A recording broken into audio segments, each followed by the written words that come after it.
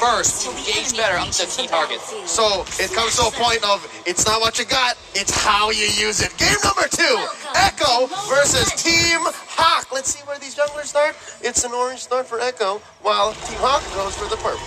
Well, once again, right, I actually do agree with you, Dave. I feel like it is a skill matchup here, especially in the roam department with the Cho and the Kufra. Sure, Kufra has that bouncing ball, can actually negate a lot of these dashes from happening, but with the Shenpu, it does give him, Min, a lot of room to play with, right? I think right now, if we just look at it based on the drafts, who do you guys have? Who do you guys think has the better draft? I mean, I don't know actually, because Yeah, the draft exactly, is right? so out of the traditionary. You got Moscow, Vidora being picked in the exact same game. We thought this M4, this is a ranked game taking onto the big stage. Yep, it's basically something that I saw yesterday. It's like, how is this happening here right now? Oh! Yaoi catches one. Panda's gonna be brought low here, has that Inspire, pops it in, actually trading better here, winning it out. Benny's gonna be taken low there, and just like that, Panda is gonna win. Is this a counter, perhaps? A shadow counter towards the carry? When you're able to trade better almost every single time. Again, I think of all the aspects brought up about the Moskov, it's the displacement that's going to throw most people Exactly. off. The fact that you're assuming that I'm going to go into this fight from this point, and then he just throws you off it by what? A few meters in game? That's a main difference dealer. Look at this. Here we go. Loverboy cancels. They don't opt to go for it, right? A bit too risky here, especially considering that Min was body blocking for Panda. You just don't know when he's going to use the Shenpu, but you do know when Gary is going to start popping off. It's when he gets that level 4, but right now, he does not have the purple buff, so he is still going to be waiting for that to spawn back up before he looks for these crazy dive and ganks. Another thing that's why this game is so enjoyable to watch is how disciplined the team are. Just now on the bottom side, Echo with 3 versus 2. Kufra, Yaoi could have engaged and find a play for a team fight, but they didn't know where Fanny was, they didn't know where Gary was, so they decided to take a step back. What if we engage and, Fanny just show up after I use my bouncing ball? Oh, top side! Lola picked off a good gank by Sanji with better wave control. No, he just ignores the wave. That's what they were saying. The fact that if you don't know where dudes are, you don't know where these heroes are hiding, there's barely any difference between a Eudora and a Kadita. Yeah, there just can't be. It's a camping game, right? Who camps better? And a lot of the mid laners, they like to wait one wave ahead of you coming to the lane. They have to go there one wave earlier, or the least you expect them to show up. Sometimes you expect mid lane to clear the wave and then show up, but no, they show up earlier. With this composition, though, it does put Team Hawk in a position where they really need to get that early game. And as you can see, the early game right now is just dominated by Echo again.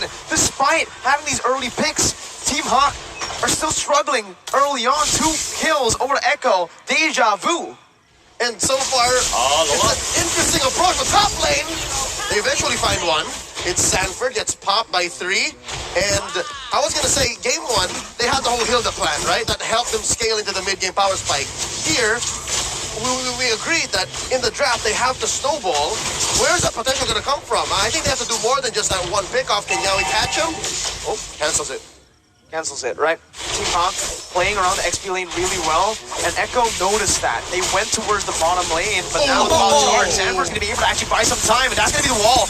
Locking them down. Still Gary with a kill, picking up the kill with Lola's passive. Top lane tier 1 still very, very low as Carl TZ looks to get a kill back. Not going to be able to get in range, but Sanji's here. Gary able to sidestep, and he uses the cables to get out. 1 HP. Gary gets out. Oh my god, bottom side though, another engage coming from Team Hawk, and they're trying to get more gold right now. Good with the dragon too, technically. Yaoi was looking for a pick there. But again, I do believe Team Hawk, they just come out with the advantage. Never mind, Echo finds a way to trade it back. Just as quickly, right? Never mind. I think it's eyes on the prize.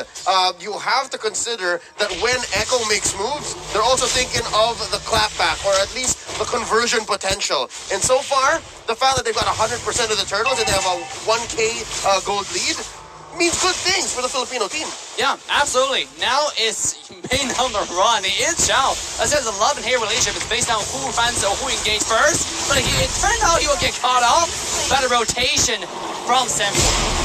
Whoa, that's a lot of resources spent, right, to get the kill on Araw, who's now 0-2-0. So Min, so far in the show, having a pretty similar start to last game, but that's Panda actually getting out. Yawi looking for that kill. Panda actually helps him out there, gets him out of turret. You have to consider as well, though, the fact that, yes, they spent all those ults to kill Araw early on in the game.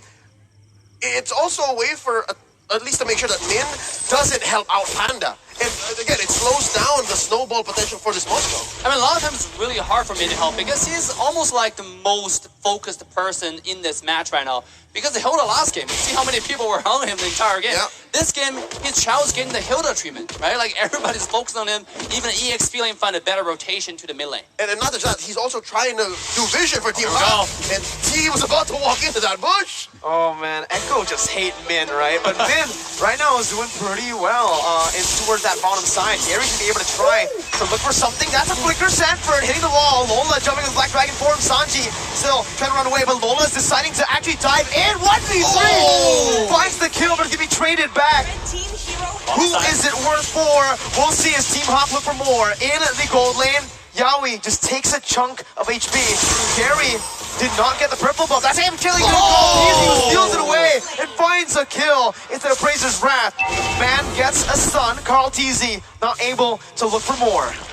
And I gotta say, at this point, I want to take a look at items from Team Echo. They probably have a lot of Athena shield just for Eudora to make sure he doesn't do the burst. Because you can see how tanky Fredrin really is on Power TZ. Eudora ascending a skill 1 is feel like he was healing more HP than being damaged at this point. Than hitting, right? But look at this item pickup from Sanford. See, Halberd? Oh, he's trying to stop the shenanigans from Lola and maybe even potentially Panda, right? We talked about how that lifesteal into the mid to the late game might make a difference between the Moskov and the carry. I like that Sea Halberd pickup. Yeah, with the Sea Halberd, you do have, I guess, more utility play around, right? But right now, it just feels like Team Hawk are putting most of their resources to get the Moskov ahead. Lola up top is going to get ganked constantly. He's still able to play the weak side of the map really well. He's actually going to be able to try to turn it around with Petrify caught in. Gary finds a kill despite having no purple buff. It's still, right now, Lola and Sanford going at it, but with that sustainable ability, Lola is going to be able to actually get out of that one. First turret for Team Hawk. You know, I gotta give a credit, and also what's just a little bit thing about what Team Hawk's doing. They're 3v2 trying to push a bottom tier 1 tower, and he's failing every step. Oh, here it comes! That's the way the Dragon Doe. That's gonna be stunned as well. Panda's still gonna be able to try to do some damage. Caught in one. Yawi and Panda surviving. Just barely, but Benny now still with full HP will mean that they will still have more pressure in the gold lane. Oh, was it just me holding my breath? I think that was everybody, right? That's gotta be everybody. Look at the lover boy. Here we go. Yeah, we have the Tyrant's Revenge and the Rage. Benny gonna be able to actually dish out some damage, but that's gonna be the stun coming in. Not enough. Gary coming in, looking for the damage. Benny. Imagine that. Whoa! A double kill for Benny, but a double kill back for Gary. He gets out with the cables, but Sanford and Sanji are here to flicker the wild charge and water to smack him around. That's a shutdown for Echo. And that's why Grok is so good in the side lane right now. The ultimate wild charge into the flicker. The least expected engage. You don't see it coming like, oh, this is gonna miss. But little did you know, no, you're gonna go back to the black and white screen. Yeah, that was what, a 2 or 3 step process to eventually lead into Echo getting a 2K lead, right? That was, what, miles away that they played. We didn't even think about it. Could have sworn that Team Hawk was ahead, but look at the conversion. They pushed down bottom. They're trying to make a way up top. Mid lane, though, standing still. I think this is where the difference has to be made because these mid laners, they've always been rotating the side lane. Here we go. Yawi and Sanji under the tier 1. Man's going to be taken down. And just like that, once again, it's Echo who have the man advantage. Lola trying to find just a pick here, but Carl TZ's way too tanky. Going to be able to sustain back up. Sanji looking for a position to flank, but for Team Hawk, they're just here. It's Sanji who jumps in. He pops the Petrify a bit too early, and that's going to be Min running back. That's scary caught. Yawi the bouncing ball, stopping the dashes. Benny picking up kill. Min going to be taken low with Benny free hit once again. Called easy, traded back in. Lola and Panda running for the hills. It's a double kill for Benny. That's the wall. Knock Panda down. Benny with a triple. Benny almost to the maniac. Lola jumping out, but it's still again Benny who's looking for it. Yawi jumps in, takes the kill away, but it's going to be a maniac for Benny. It's a wipeout. 5 down. Traded for Carl T.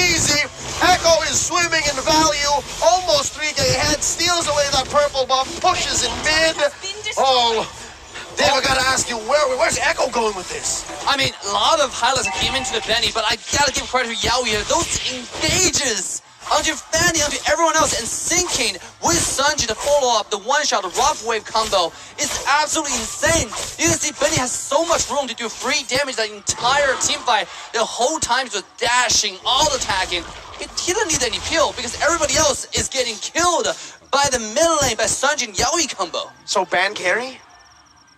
Maybe. I mean, that seems to be the logical choice. Let's look at the items. What's going on here? That's Wind of Nature already, so more likely Benny's gonna win duels against a Panda. What's Panda rocking? It is purely damage still, so not much utility on the Moskov yet.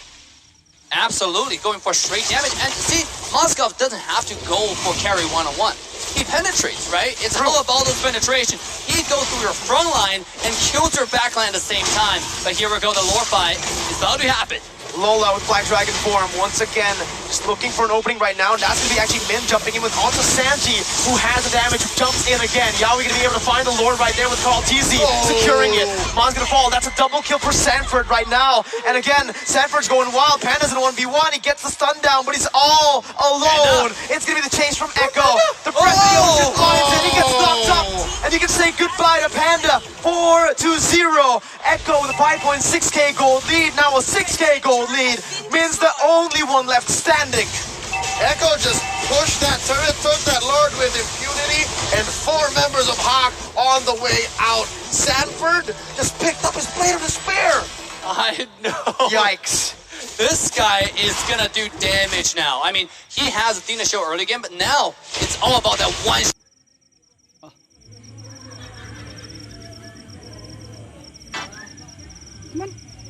Prioritize, and at a certain point you have to respect it. In the past 2 games, there was no answer.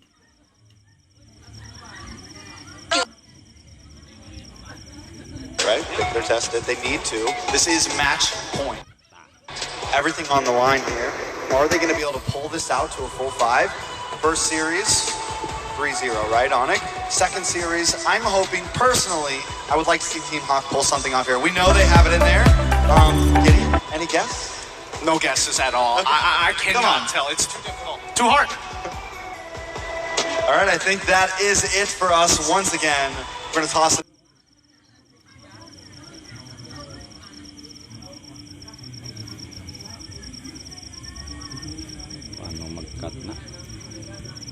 Go, the lore fight is about to happen. Lola with Black Dragon form once again, just looking.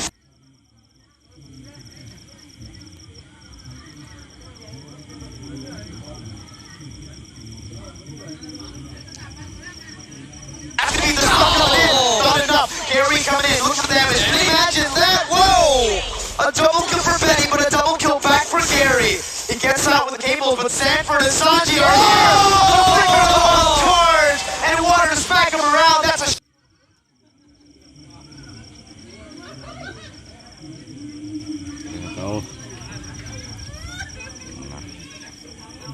Yikes. This guy is gonna do damage now. I mean, he has Athena show early game, but now it's all about that one-shot backline, the one-shot Eudora. Let's give that. Here comes the push. Lola defensively using the near side. That's Min melted down. That's Yaoi getting the tyrant rage.